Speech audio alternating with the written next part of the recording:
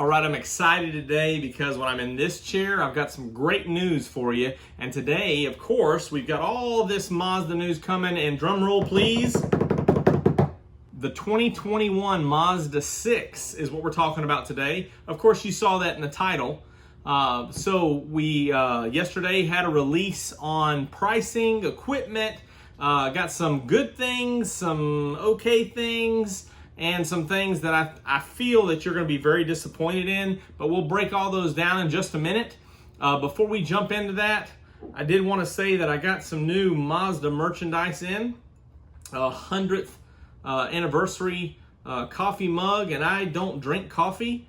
I do like to drink milk or hot cocoa or something out of my mugs, but this one's a little bit smaller than I usually prefer, so probably would just end up on the bookshelf behind me. But this is just water, by the way, but pretty good out of the 100-year mug. And this, of course, is the RX Vision on the front. And I say all this because I've also got some nice 100th anniversary keychains, 100-year keychains, which I'm going to be giving out to some lucky viewers this month. So stay tuned for that. You'll see details as we move forward. And if this is the first time that you've been watching me or seeing me, I would greatly appreciate if you would click down below to subscribe, and as always, ding that bell so that you'll be notified of every new vehicle. So let's jump into it. Well, get one more.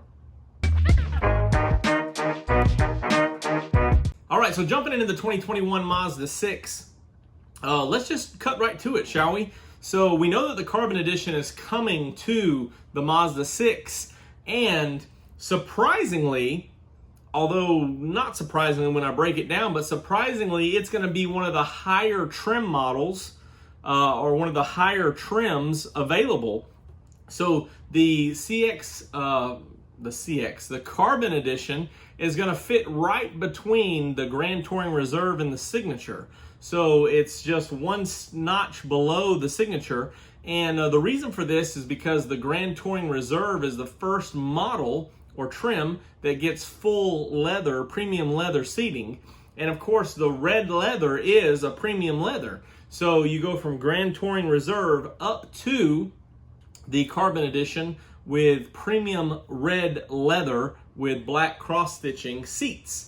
And as you see in the picture here, it's going to have the 19-inch black wheels, black mirror caps, of course, Polymetal Gray exterior, a few other black and red interior trim pieces. So it's going to be very sharp and, of course, just blend right in with the CX-5, CX-9, and the quasi-original Carbon Edition, the premium Mazda 3 hatchback. So that's the big news. The other big news, for the first time ever, Mazda is offering a wireless Apple CarPlay. Now, wait a minute. Wireless Apple CarPlay, that's right. Now, you may be thinking that, hey, with such good technology, wireless Apple CarPlay, they may have the new infotainment 7 Gen. Well, I'll get to that in just a minute. So the big news is that Apple CarPlay Android Auto is standard through the whole line. So starting with the Sport all the way up, you've got Apple CarPlay and Android Auto. You have to go to the Grand Touring, however, or higher to get wireless CarPlay. So that means that Grand Touring Reserve, Carbon Edition, and Signature are all going to have wireless CarPlay. So that's going to be pretty cool, pretty neat. Again, first time for Mazda to have wireless CarPlay, and I'm very excited about this because I use CarPlay almost every day in the CX-5 I'm driving, and it would be nice just to hop in there and get connected without having to tether it every time. So remember, I said some good things, some so-so things, and some things you're not going to be happy about. Let's just jump into the things that you're not going to be happy about, and that is the lack of the 7th generation infotainment system. We're going to have the standard 6th gen 8-inch screen that we've had for years and years and years. Wireless CarPlay is great. Obviously, there's some new hardware, technology, software in there, But the Mazda 6, as I kind of thought, will not be getting the 7th generation infotainment until the new body style, which hopefully will be 2022. So we'll see. Maybe there's some things going on here.